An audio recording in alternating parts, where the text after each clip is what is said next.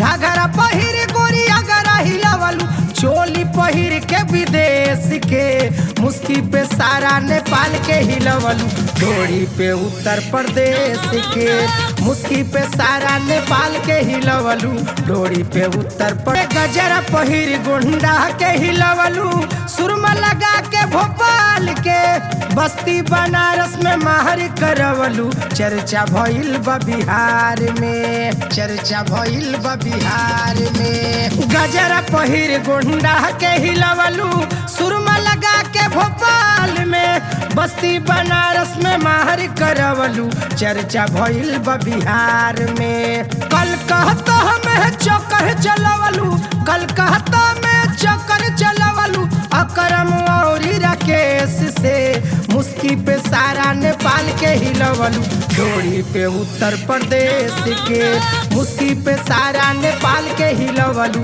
डोरी पे उत्तर प्रदेश के। ए जी, हाँ जी, दबाइए ना क्या? सब्सक्राइब के लाल बटन और साथ में घंटी का बटन।